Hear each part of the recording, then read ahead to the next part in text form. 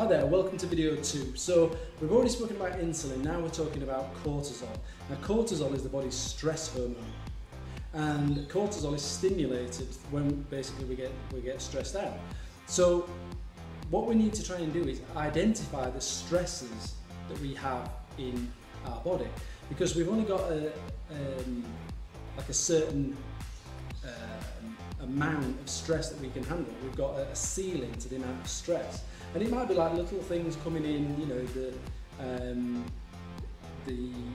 your kids, for example, you know, you're worried about their exams, or you're worried about where they were last night. You know, it could be that something bigger like the mortgage or the car payments, or you know, people are getting made redundant at work, and you know, it's things that you've not got control over. These stresses can build up, and like I say, some things are big, some things are small, but sometimes it's just the smallest thing that can tip you over the edge, because when your stress bucket, for want of a better term, becomes full, then it starts to overflow, and this is where things start to break down. And again, the more cortisol we've got, the more imbalance that's going to cause somewhere else. And because insulin and cortisol are really dominant hormones, they're sort of high up the food chain, as it were. They're the upstream, let's say. So they're like controlling things, and then other hormones, estrogen, testosterone, come further down the cascade. So if we're disrupting cortisol and insulin, then everything else further down the chain starts to become more unstable. You can't have, it's difficult to have a positive impact on something that's downstream if you're still disrupting things that are further up the chain.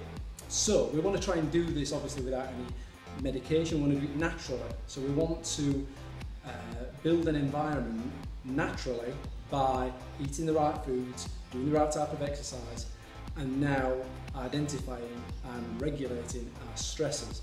So sometimes the stresses that we have that we've got no control over whatsoever, and things like that you've just got to accept and try and work around as much as possible. So adopting stress management techniques. So it might be that you start doing a yoga class twice a week, once a week. You do yoga at home, maybe just watching a DVD or something online and follow along. But just having that time to yourself, doing little, you know, sort of meditation techniques can really help. Just taking 5 minutes out. Sometimes try and ask yourself, when was the last time you took 5 minutes out for yourself? 10 minutes, 30 minutes, an hour. Most people can't even remember. So starting to take time out for yourself. And some people say, well, I haven't got time for myself. I just can't make time for myself because I've got 3 kids and I've got a husband and this. That's all well and good, but like they always say on the aeroplane, if the gas mask comes down, if the air masks drop, put your own mask on first before helping others, because if you constantly are looking how you can help other people, and the hundreds of female clients, maybe even thousands now, that I've been in contact with over the last 10 years, I know that this is something that a lot of women struggle with. They're always trying to make sure everybody else is okay. And at a certain point, it gets too much, and then you become useless to everybody. So taking what might even seem like being selfish now is actually better for everybody in the long run. And that's easy for me to say standing here, but I have to do this. I've got a family of my own, and I have to try and make sure that I do this for myself so that I'm in the best state possible for them. And I urge you to do the same. So we need to identify the stresses. Now, a lot of the time, the stresses that we have can be the people around us. And you need to try and identify if you've got any energy vampires. You know, the people that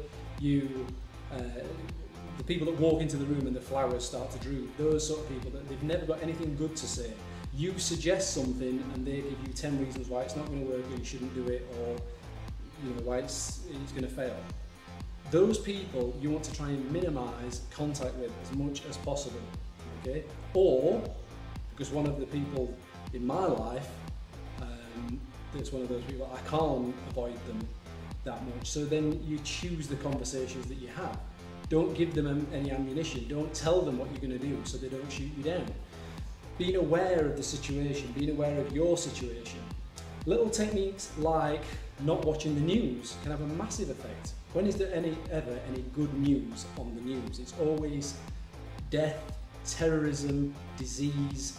It's never good, okay? And it just brings you down, especially if you're watching news first thing in the morning.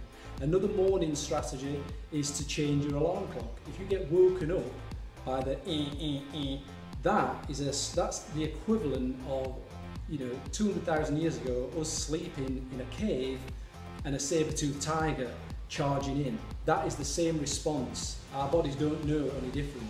So that's what we're doing to ourselves. We're setting ourselves up with a jolt to our cortisol first thing in the morning. Then we come downstairs and we eat an insulin promoting breakfast while we sit and watch the news, which is then raising cortisol even more. Then we get in the car and we sit in traffic, raising cortisol even more, and so it goes on. So the little things that you can do throughout your day can have a profound effect on your cortisol. So if you can make these little changes in the morning, like preparing today's food or tomorrow's food tonight, so that you're not rushing around in the morning, you can have a slightly more relaxed morning. Setting your alarm so that it wakes you up at the same time, and most people have got a smartphone these days, so setting a song that's got a nice, like a soft guitar intro or something like that, that's going to just wake you up gently, is ideal. So you wake up in a less alert state.